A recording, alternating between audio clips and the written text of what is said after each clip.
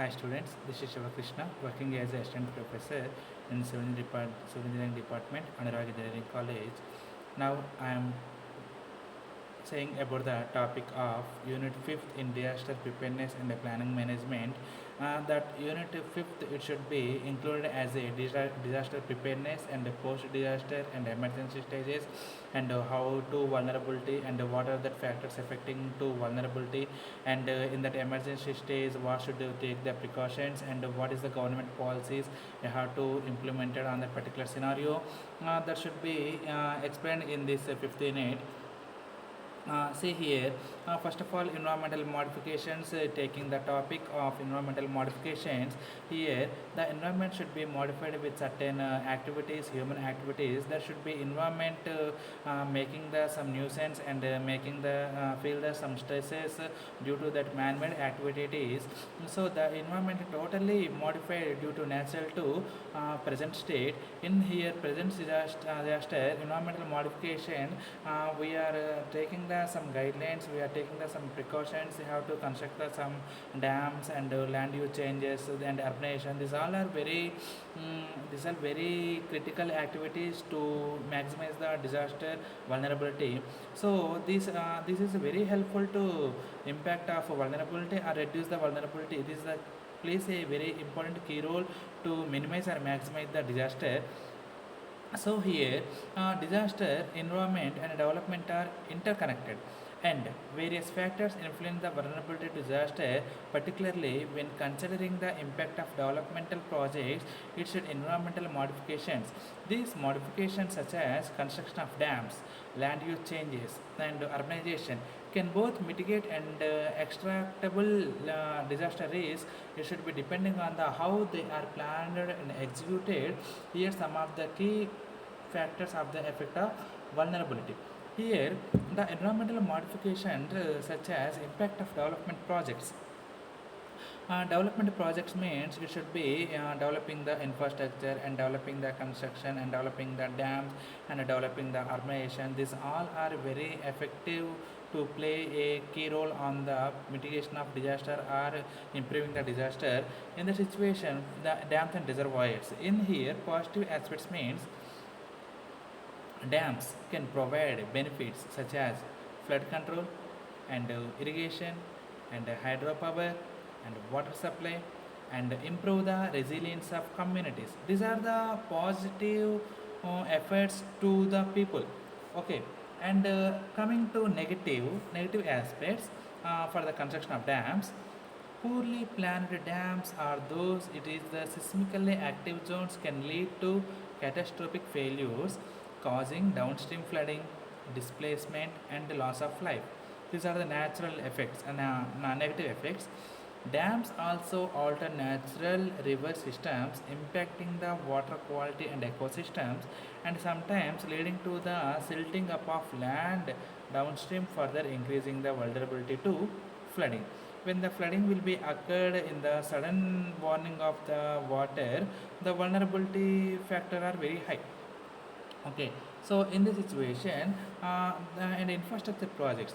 Coming to infrastructure projects, roads, bridges, and other infrastructure can provide the safer access to areas prone to disaster, but they also increase the settlement in the risky locations, that is the footpaths and coastal zones, due to improved connectivity. This is the positive response. And coming to land use changes. In this land use changes, land use such as converting the forest land or wetland into agricultural land often increase the vulnerability of communities. And they are affecting the community people. And this leads to the loss of natural fibers like wetlands and the natural flood control and reduced the biodiversity and soil degradation, which can higher than the impact of the disaster like floods and droughts.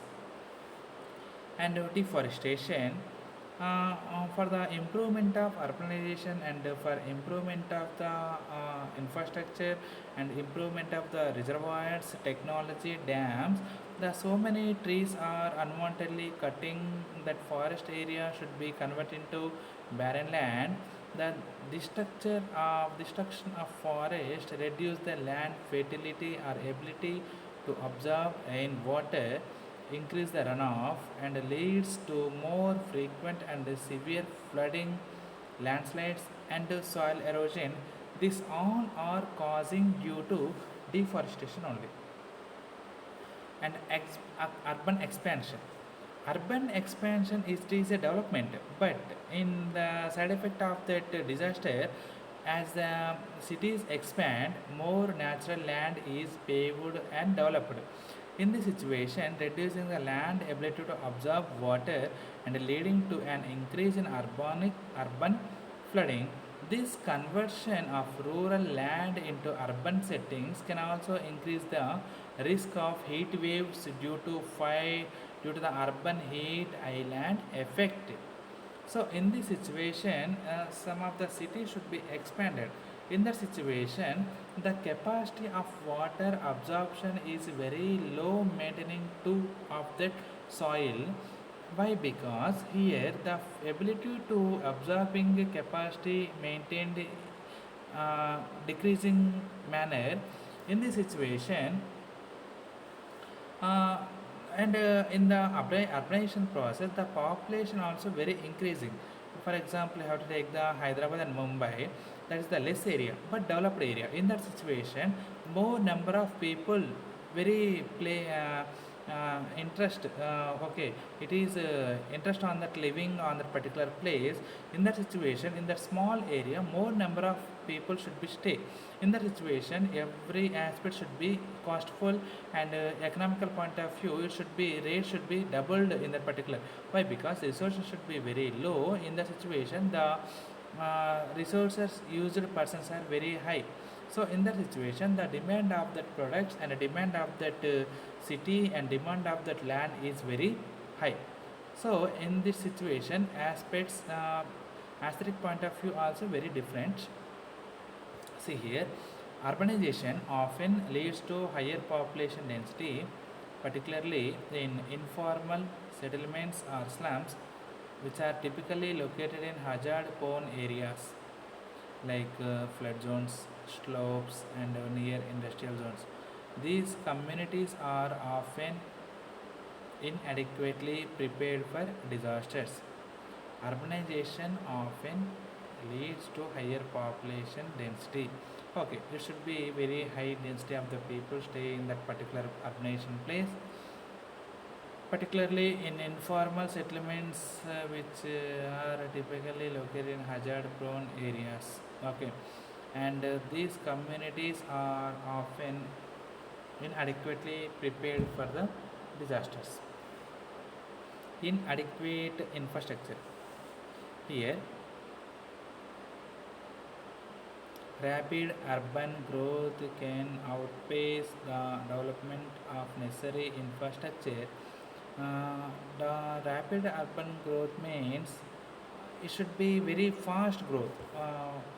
Any particular city should be developed in the particular scenario. The population should be very suddenly developed in that particular area. That is the rapid growth. In the situation, the drainage systems or emergency response mechanisms, increasing the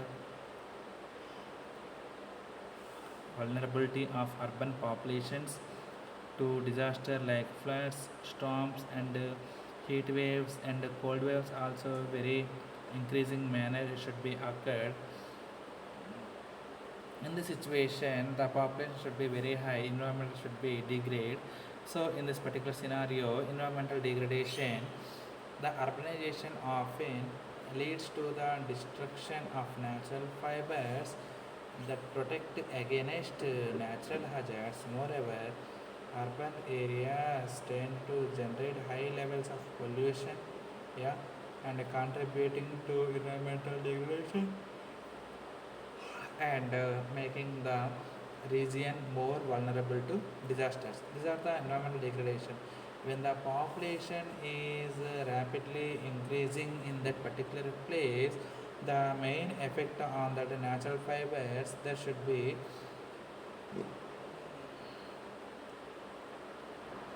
contributing the environmental degradation. Okay, In this situation, the vulnerable to disasters are very high. These all parameters like deforestation, and in this minimize the deforestation, you have to increase the afforestation and increase the plantation of trees. In that particular scenario, the trees plantation it should be capable to maintain the fertility of the soil and controlling the landslides and controlling the floods. These all are very helpful to our environment to resist or to resist from the floods or any hazard or any disasters. Here, uh, next one, land is also very important role. That land use and that uses that land how to convert. Either the agricultural land should be very high. In the development of city region, the agricultural land should be totally destroyed in that particular scenario, and that forest land it should be converted into developed land or barren land, and it should be implemented to develop the infrastructure like dams and reservoirs, any particular pharmaceutical plants or any structures for building purpose, the developing purpose. The plantation of trees it should be converted into deforestation by converted into barren land by using the deforestation. In the situation that land it should be agricultural base is converted into barren base, and infrastructure projects like roads, bridges, and other infrastructure can provide safer access to areas prone to disasters, but may also encourage settlement in risky locations like floodplains and coastal zones to improve the connectivity, and dams and reservoirs also. Dams provide benefits such as flood control, irrigation, and hydroelectric power. By using the dams, we should have to storing the purpose. We have to distribute. We have to create, or we have to invent the power also. And for the thermal power plant or hydro power plant, it should be running water